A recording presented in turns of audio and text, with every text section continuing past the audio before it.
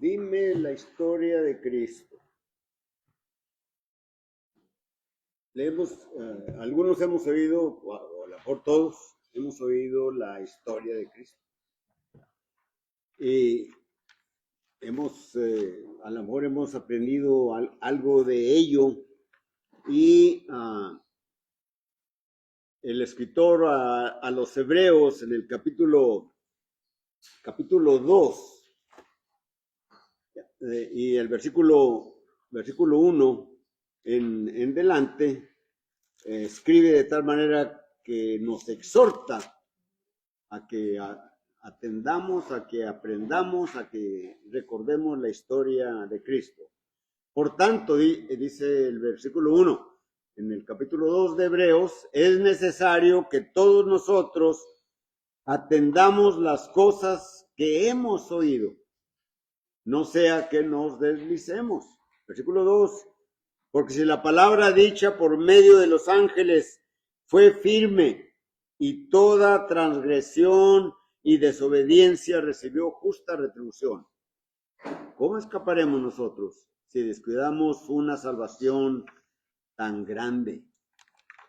Y así es, ¿verdad? El Señor en la historia de Él, encontramos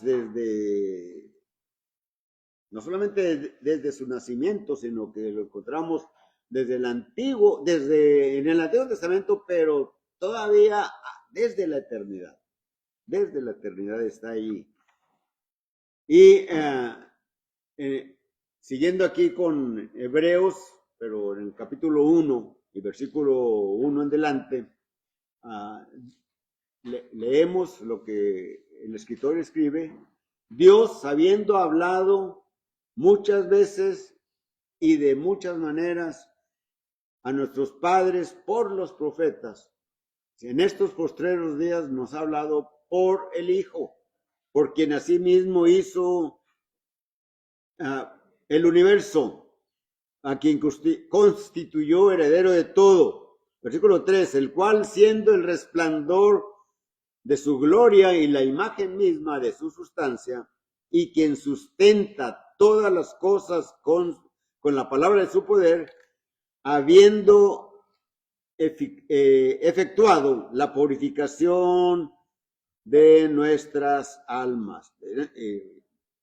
Se sentó a la diestra del Padre, ¿verdad? Y ahí desde ese lugar aboga por nosotros. Entonces miramos aquí nuestra lección, algo acerca de Jesús. Y allí el himno que cantamos hace unos momentos está diciendo, estamos pidiendo, dime la historia de Cristo, grábala en mi corazón, ¿verdad? En estos textos que leímos, miramos que Jesucristo actuó, hizo las cosas, todo lo creó Él. Allá en el Evangelio de Juan, capítulo 1 y versículo 1 en delante, dice la Escritura, Juan escribe a sus lectores, en el principio era el Verbo, y el Verbo estaba con Dios, y el Verbo era Dios. Todas las cosas por Él fueron hechas. ¿Por quién? Por el Verbo. Y sin Él nada de lo que ha sido hecho fue hecho.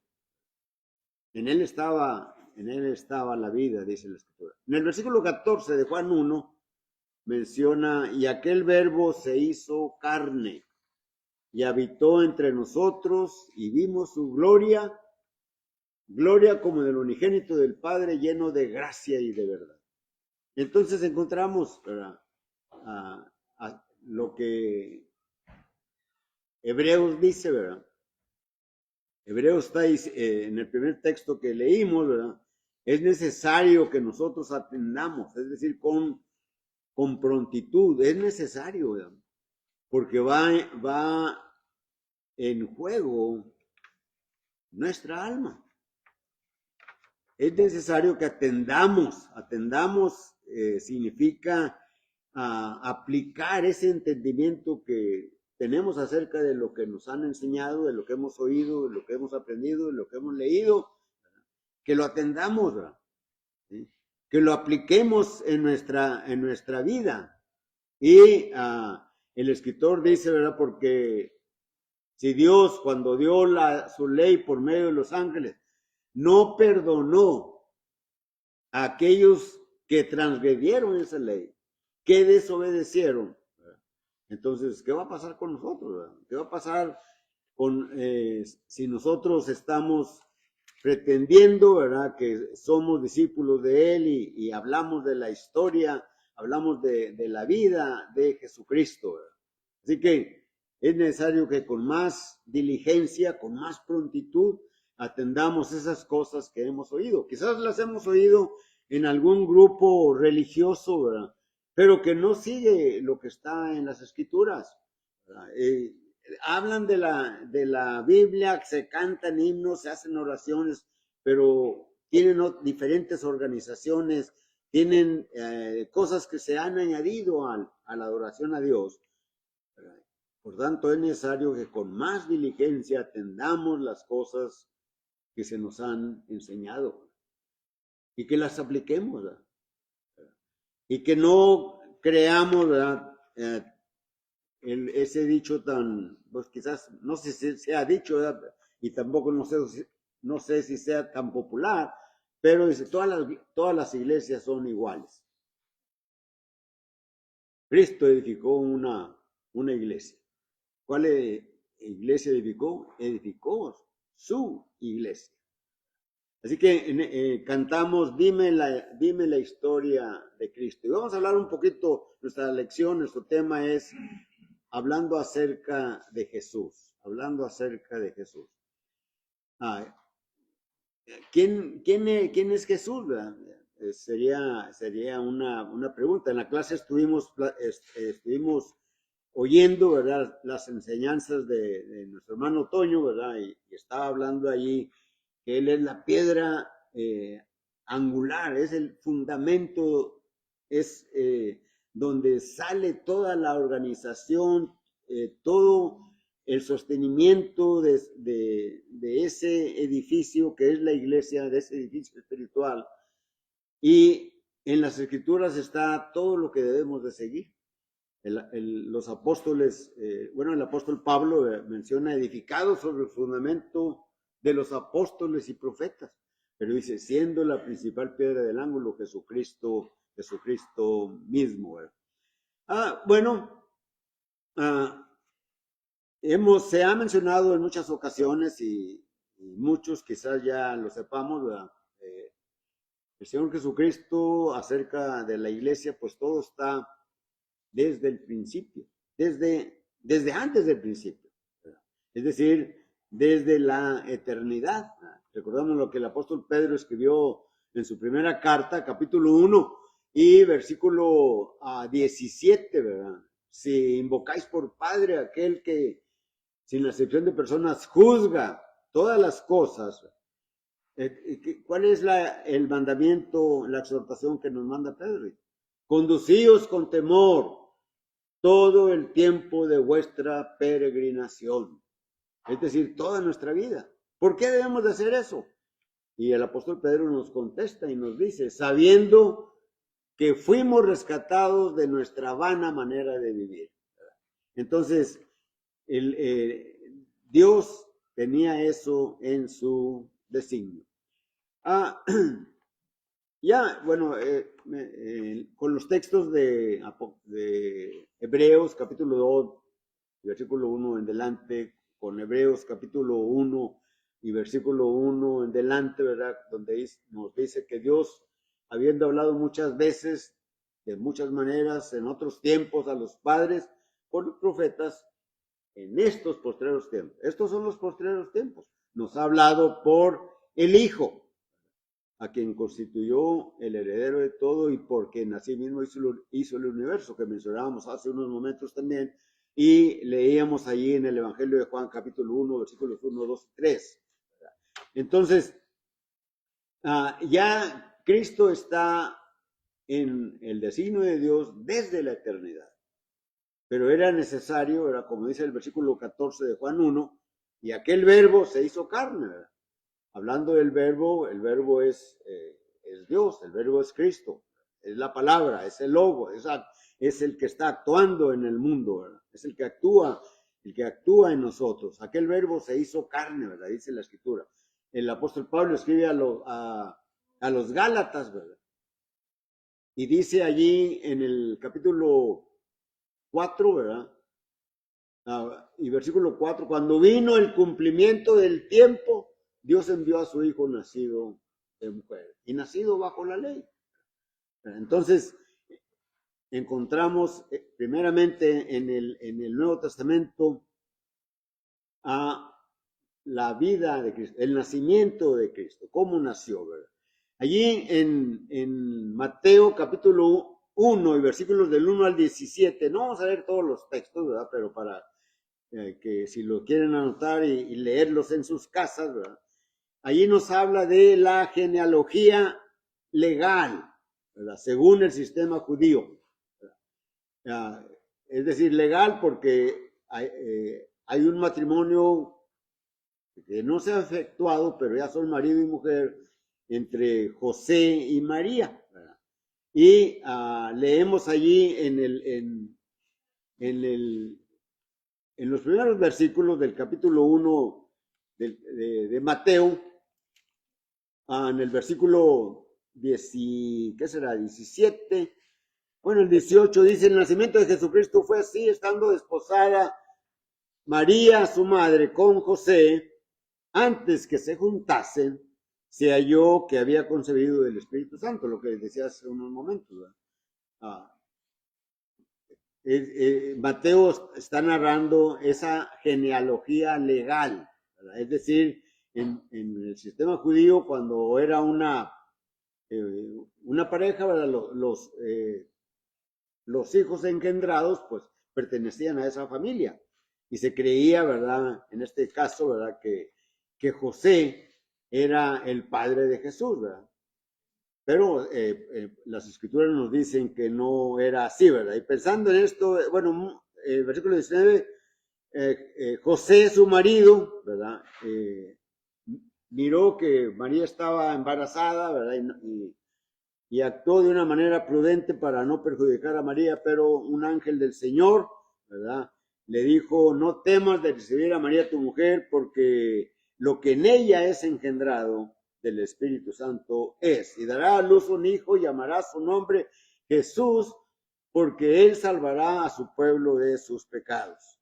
Este dice en el versículo 21. En el Evangelio de Lucas, ¿verdad?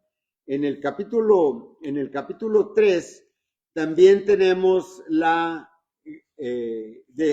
genealogía de Jesús, pero en este caso ahí está la genealogía natural o física de Jesús, ¿verdad? En el versículo 23 de Lucas 3, ¿verdad? Cuando, a ver, dice el versículo 23, Jesús mismo al comenzar su ministerio era como de 30 años. Y luego nos dice, hijo, según se creía, de José. José, hijo de Elí, hijo de Matat, y así se va toda la genealogía hasta llegar hasta Dios. Entonces miramos que José no es el padre de Jesús, ¿verdad? Dice, hijo que se creía. Entonces, pero en Lucas está dándonos la genealogía natural o física, ¿verdad? Porque de ahí va a venir el Cristo, ¿verdad? Por otro lado, Mateo nos está dando la genealogía legal, ¿verdad? Legal, ¿verdad? Porque dentro del sistema judío, para que Jesús se considerase judío por su nacimiento, ¿verdad? Más adelante en el capítulo 13 del Evangelio de Mateo se va a mencionar, no es Jesús, hijo de José, pero no se llama su madre María, no se llaman sus hermanos así, ya sabes, sus hermanas. Entonces, allí está la genealogía legal según el sistema judío. Entonces, el nacimiento de Jesús fue anunciado, ¿verdad? Ya lo leímos, ¿verdad? Después de que una mujer llamada Elizabeth tenía 6 meses de embarazo, la que va a dar a luz a Juan el Bautista, el precursor de Jesús, el que va a anunciar arrepentidos porque el evangelio, el reino de los cielos se ha acercado, ¿verdad? Y está predicando que se arrepientan y les acusa como generación de víboras y les exhorta, ¿verdad?, a que se arrepientan, ¿verdad? Y más adelante, tiempo después, cuando Jesús va con Juan para que lo bautice, ¿verdad? Él lo va a bautizar, aunque no se negaba, ¿verdad? Pero estamos hablando ahorita primeramente de su nacimiento. Entonces fue anunciado 6 meses después de embarazada la madre de Juan el Bautista. Fue profetizado el nacimiento de Jesús por el profeta Isaías, allá en el capítulo 7 y versículo 14, ¿verdad? Leemos, he aquí que la Virgen concebirá y dará a luz un hijo y llamará su nombre. A ver, vamos a ver cómo dice la escritura. Versículo 14, por tanto el Señor mismo os dará señal, he aquí que la Virgen concebirá y dará a luz un hijo y llamará su nombre Emmanuel, que significa Dios con nosotros, ¿verdad? María y José, ¿verdad?, los que eran los padres, por decirlo así, terrenales de Jesús, ¿verdad?, aunque José no era el padre, ¿verdad? Los dos, tanto María como él, descendían, ¿verdad? Sus ascendientes venían de la descendencia de David, del rey David, ¿verdad? David que fue escogido por Dios, ¿verdad? Allá cuando lo elige para que sea rey y le va a dar la promesa de que nunca faltará linaje en la descendencia de David para que reine sobre el reino de Israel. Y leemos allá en segundo libro de Samuel, en el capítulo 7, segundo libro de Samuel, capítulo 7 y versículos del 12 al 16, dice la escritura, y cuando tus días sean cumplidos, se le está hablando a David, Dios le está hablando a David, y cuando sean cumplidos tus días y duermas con tus padres, yo levantaré después de ti a uno de tu linaje, es decir, de la familia de él, el cual procederá de tus entrañas, y afirmaré su reino. Él edificará casa a mi nombre, y yo afirmaré para siempre el trono de su reino. Yo le seré a él padre, y él me será a mí hijo. Y si él hiciere mal, yo le castigaré con vara de hombre y con azotes de hijos de hombres. Pero mi misericordia no se apartará de él como la aparté de Saúl, al cual quité de delante de mí. Versículo 16. Y será afirmado tu casa y tu reino para siempre delante de tu rostro, y tu trono será estable eternamente, ¿verdad? Entonces está hablando aquí Dios a David, ¿verdad?, por medio de Samuel, ¿verdad?, hablándole acerca de Cristo, hablándole acerca del reino que él iba a reconstruir o a afirmar una vez más, o está hablando también del establecimiento de la iglesia, hablando del templo, ¿verdad? ¿Sí? Entonces, miramos todo eso, su nacimiento, nació en Belén, ¿verdad? Belén es una ciudad que está cerca de Jerusalén, y allí había nacido Isaí, sus padres, ¿verdad? Y también había nacido allí David, ¿verdad? Y de allí va a nacer Jesús. Y todo esto es plan de Dios, ¿verdad? Entonces, cuando hablamos acerca de Jesús, hablamos acerca de alguien, ¿verdad?, en el cual Dios está siempre prohibiendo para nosotros toda la información para que entendamos y comprendamos acerca de quién es Jesús. ¿Qué es Jesús? ¿Verdad? Nace en Belén entonces. Mateo capítulo 2, versículos del 1 al 5, ¿verdad? Lucas capítulo 2 y versículo del 1 hasta el versículo 20, ¿verdad? Pero no vamos a leer estos textos, son muchos textos, ¿verdad? Y encontramos ahí que Lucas narra acerca de Jesús, ¿verdad? Él narra, ¿verdad? Incluso dice que le ponían pañales a Jesús, al bebé Jesús, ¿verdad? Y narra no casi, sino hasta los 12 años, ¿verdad?, cuando ya iba a entrar a la edad adulta, aunque un joven empezaba su vida como hombre a los 13 años, pero a los 12 era en la transición, ¿verdad?, para dejar de ser niño, ¿verdad? Y encontramos que Lucas narra todo eso, ¿verdad?, su crecimiento, ¿verdad? Dice de Jesús, crecía delante de Dios, delante en estatura, en sabiduría, delante de los hombres y delante del pueblo, ¿verdad?, delante de todos, ¿verdad? Pero de los 12 hasta los 18 años, perdón, hasta los 30 años, no sabemos nada de Jesús, ¿verdad? Muchos especulan con ello y sacan muchas enseñanzas que no tienen sentido, ¿verdad? Y que en realidad, pues no necesitamos saber mucho de eso, ¿verdad? Ahora, si fuera algo que Dios quisiera que nosotros lo supiéramos, pues lo hubiera revelado. Por eso allí en Deuteronomio 29, ¿verdad? Encontramos, ¿verdad?, que Dios dice, las cosas secretas pertenecen a Dios, ¿verdad?, y lo revelado es para los hombres.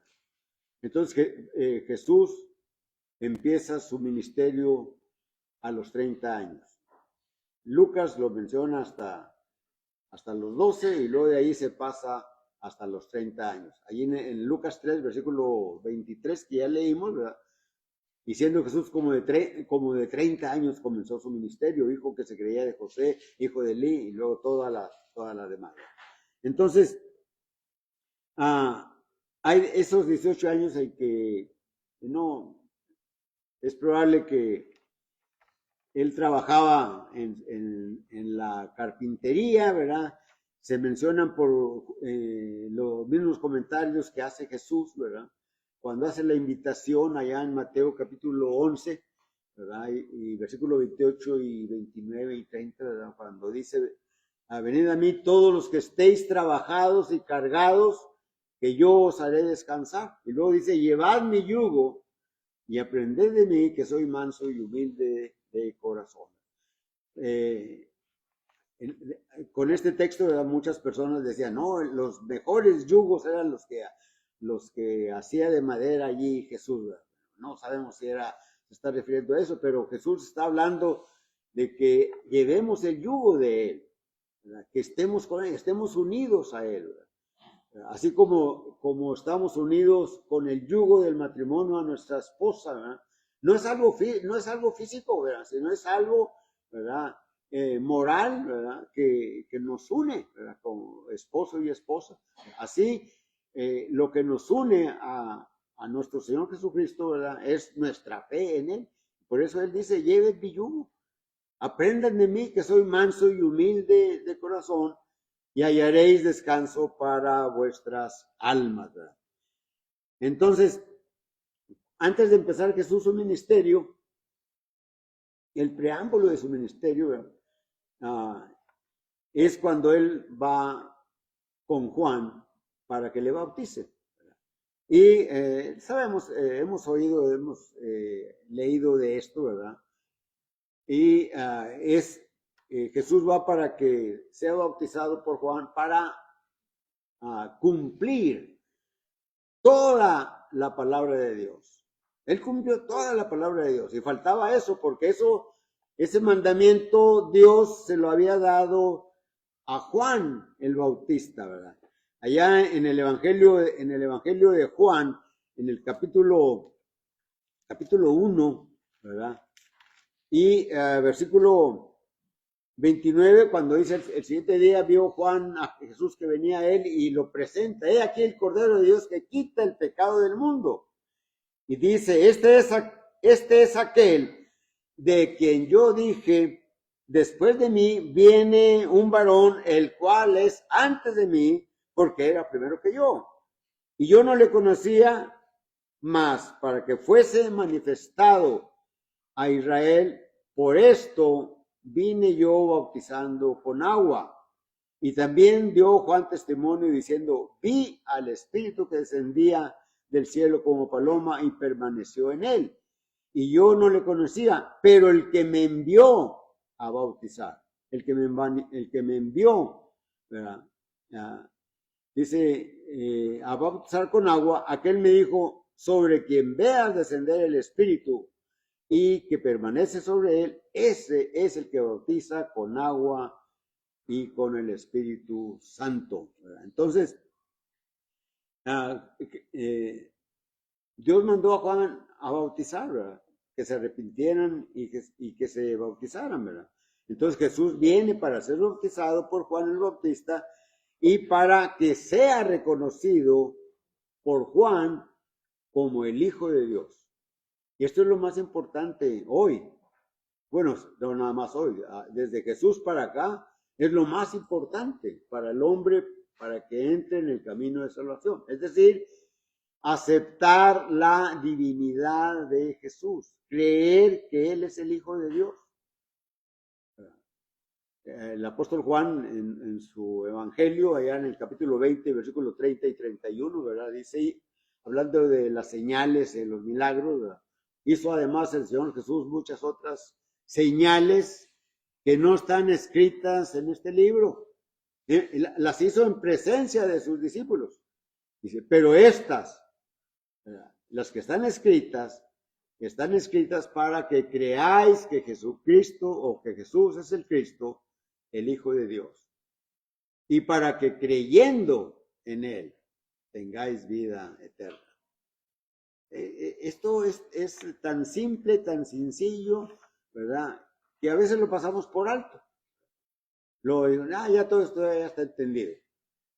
Pero no, a veces es necesario que recordemos cómo Dios fue progresando en su designio con respecto de la salvación del hombre desde la eternidad,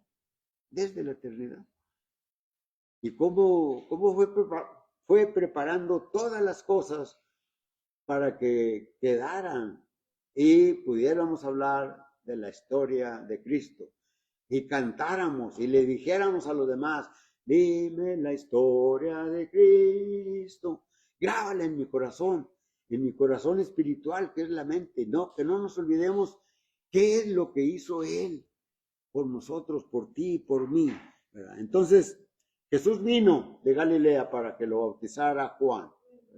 Ahora, el bautismo de Juan, voy a hacer aquí una aclaración, ¿verdad? El bautismo de Juan era también para perdón de pecados, ¿verdad? Y a veces tenemos a algunos hermanos que nos preguntan, ¿no? ¿Cuál es la diferencia de el bautismo que mandó Juan con respecto del bautismo que mandó el Señor Jesucristo? Recuerden ustedes Marcos capítulo 16, versículo 15 y 16, y de predicar el evangelio a toda criatura, el que creyere y fuere bautizado será salvo, pues el que no creyere será perdonado. Más el que no creyere no será perdonado. Entonces, ¿cuál es la diferencia, verdad? Si los dos son para perdón de pecados. Bueno, la diferencia es que el bautismo de Jesús es para perdón de pecados y para recibir el don del Espíritu Santo. El bautismo de Juan el Bautista era para perdón de pecados, para que viniesen a Cristo. Él fue el precursor, él fue el que preparó el camino a Judá, a los judíos, para que aceptasen, para que recibiesen a Jesucristo como el Hijo de Dios. Así que vamos a tener que continuar con esto en la vida de Jesús, algo acerca de Jesús, ¿verdad? Dimos la introducción y solamente un punto, ¿verdad? Que es su nacimiento. Pero ya en todo esto, ¿verdad? Pues mencioné el plan de Dios, la misericordia de Dios, cómo Dios preparó todo para que tú y yo, ¿verdad? Aceptases algo de Jesús o todo de Jesús, ¿verdad? Le confesases como el Hijo de Dios, creyeses en el Evangelio, te arrepintieses, te bautizaras. Y Dios te añadirá a su iglesia, de la cual estuvimos hablando en otras ocasiones y también aquí en la clase de nuestro hermano Antonio. Y la invitación es la predicación, la exposición de la palabra, pero cantamos un himno.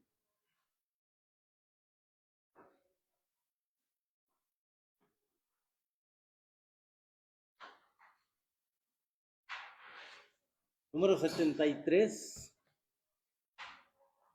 73.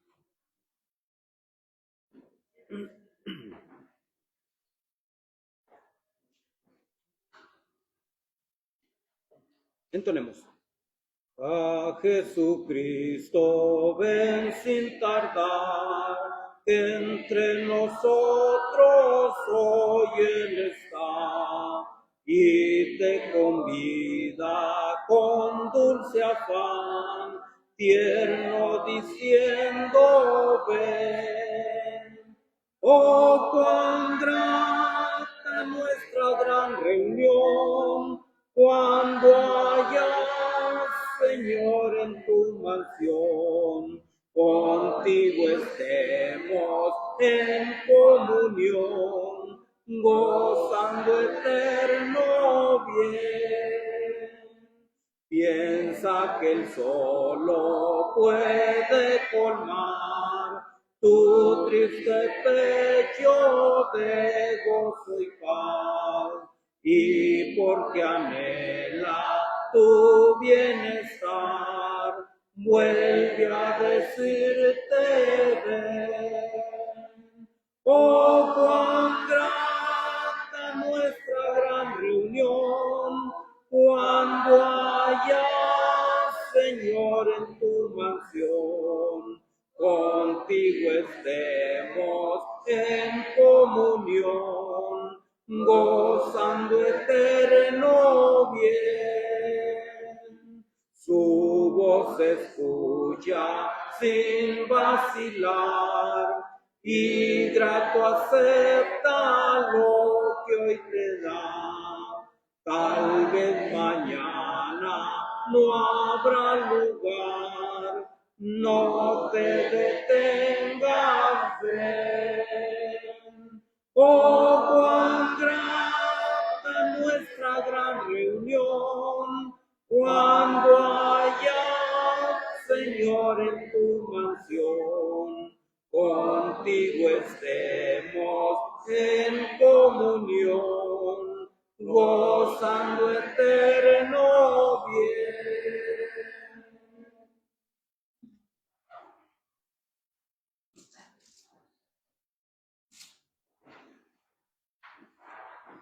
Vamos a inclinar nuestros rostros para ir a Dios en oración.